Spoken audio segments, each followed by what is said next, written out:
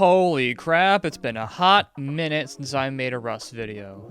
Let's see, where do we leave off? Right, I was planning to make my own Rust server where I take matters into my own hands to address the things I talk about in this series. And I told all the viewers that I need lots of subscribers and views to know I could reliably maintain a healthy population. Unfortunately, last episode didn't really deliver on that at the time, so I ended up deciding to scrap the series. We'll see what comes of the re-upload, but today I want to give this series one last try. So yeah, PVE servers are the topic of this one. When it comes to Rust being a very demanding game, player versus environment servers are commonly cited as an alternative place to go for those who don't want that intensity. The idea makes sense. Without any other players to kill or raid you, you can solely focus on your own journey, go about the game at your own pace. You would think that PvE servers offer a place in the game for hundreds of thousands of people, widening the demographic of the game significantly. But from my experience, that's not what happens. Most of these servers tend to have very few players for most of the wipe. You never see Rust YouTubers playing on them, and many players, including myself, don't get all that excited at the thought of playing on one. Well, this doesn't add up. Bro, Rust is a full-time job. I can't play this. Okay, here's a version of Rust that isn't like that. No. Why is this? Why do PvE servers make up such a tiny fraction of the game's player base? Well, actually, there are many good reasons for that. Let's start with this. Whether you like it or not, a very large portion of the game's content is made because the devs want players to be fighting each other. Take, for example, base traps, such as Tesla coils, shotgun traps, flame turrets, or even general base upgrades. The purpose of these structures is to help the player defend their territory in the event of a raid. On the contrary, rockets, satchel charges, and MLRS missiles are features to help break through those defenses. In a PvE server where you take raiding out of the equation, these items become nothing more than a waste of scrap on the tech tree, because there's really no other use for them. This massively changes the meta around these servers. If you don't have to worry about a raid, why bother upgrading your base to metal? Might as well just leave it wood. If you don't have to worry about getting killed at Dome, why even bother bringing a gun with you? Why bother working up to tier 3 armor? Why would you carry smoke grenades with you? One of the funniest things I see in PvE is how half of the entire server will just camp out at outposts along the road. Normally, that would be a very dangerous place to set your base at because of how much attention it would grab. Without raiding as a factor, it becomes one of the best build locations in the entire game, especially if you set up a vending machine. PvE servers tend to have quite a bit of lag around this area because of the large amount of structures that need to be rendered all at once. Let's be fair now, there are lots of cool things to do on the PvE side of things. Monuments have challenging armies of scientists, there's the tunnel dwellers, even hostile animals can give you some early game fun. But unlike PvP, the fun to be had in PvE is very limited. You eventually learn the patterns of the AI. You learn how to exploit it. It ends up becoming the same thing over and over again. This inevitably gets very boring. When you have players fighting other players, anything can happen. Do you think Halo is my favorite game because I'm on campaign all day? No, I'm either on matchmaking or the custom game browser. These are the places where I'm gonna get the most amount of variety in gameplay. Do I use a plasma pistol or a shotgun to camp that corner? How are they going to react to what I do? What weapon do they have? Is anyone going for the Banshee? You never know because every match plays out differently.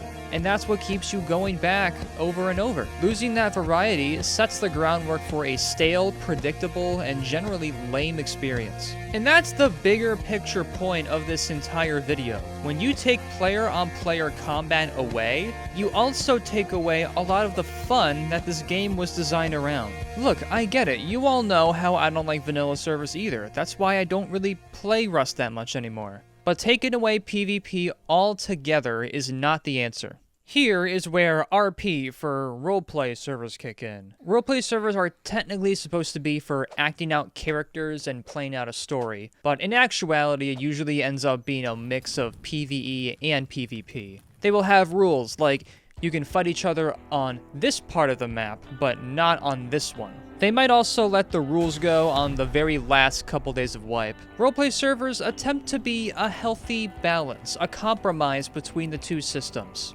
Admittingly, I once had quite a good wipe on one of them. The flexibility to go in and out of PvP on my own accord has given me the best Rust experience I've ever had so far. This is the best that we got right now. However, even RP servers have many issues. For one, these servers tend to lock the most important monuments behind PvP zones. Monuments with items you can't get any alternative way. For those who aren't ready for PvP, they're practically blocked off from experiencing certain parts of the game. Even when you have several monuments to find a certain item and only make some of them PvP zones, what happens then is everyone congregates around the one that's not.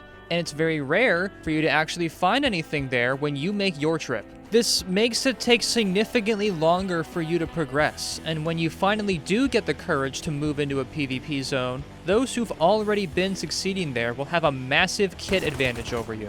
That's a problem for PvE enjoyers, but there are problems for PvP enjoyers too. Dividing the server into these zones drastically reduces the amount of PvP you get to experience. People who play on RP are doing so to get away from the constant brutality, so most of their time is going to be spent away from the PvP zones. When you go in there looking for action, it's very rare for you to actually find any. The rare instance where you do, you won't be expecting or be prepared for it because of all the time you spent there with no one else around. Plus, the whole concept can just be stupid at times. Look at this. We can't kill each other, so we're racing to the loot. No, I walked all the way here. We should be able to fight for what we came for. Does racing players to loot look or sound like an exciting experience? This is ridiculous.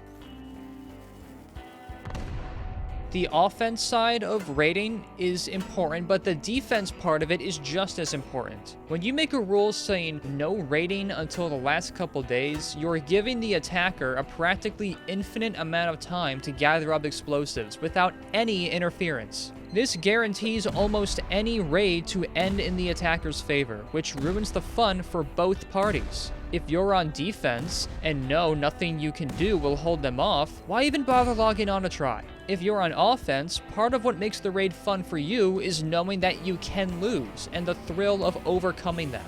What's the fun in knowing you're gonna win? That's lame. PVE servers are an uncreative, lazy attempt at putting a band-aid on the issues of vanilla Rust, rather than attacking the problem at its root. Roleplay servers operate with good intentions, however, also attempt to artificially control how players behave, which in practice creates a very unnatural gameplay loop.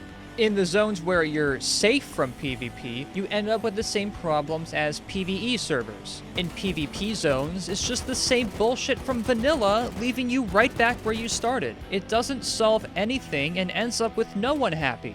I tend to make enemies with Rust players because of how differently I feel about the game than they do. I've even called them cultists in previous videos. But when it comes to servers like these, this is something where we can actually come together and agree for once. What makes Rust far more frustrating to play than other games isn't losing the fight in of itself. It's the countless amount of hours worth of stuff you lose as a consequence. And that is what servers need to start addressing directly, not the way players act. The only attempt at even looking in this direction is softcore. Softcore has an enormous amount of potential that goes completely wasted, not just by the community, but Facepunch themselves. To create the Rust experience that I want for my own server, some of the features included in Softcore would be absolutely essential. And it is just as essential for me to make a dedicated video on that specific game mode, because there are still issues there that need to be broken down. But at the same time, there are multiple projects on my plate right now, and there's only so much one person can do. I need to prioritize the ones that will see the most amount of success with the least amount of labor. If you want this video series to continue, or if you want this server to launch, it is integral for you to support the channel. That means liking the video, subscribing, commenting if you have something meaningful to say, and sharing with other fans of Rust. Last year, I ended up canceling this series because I saw that it wasn't performing very well.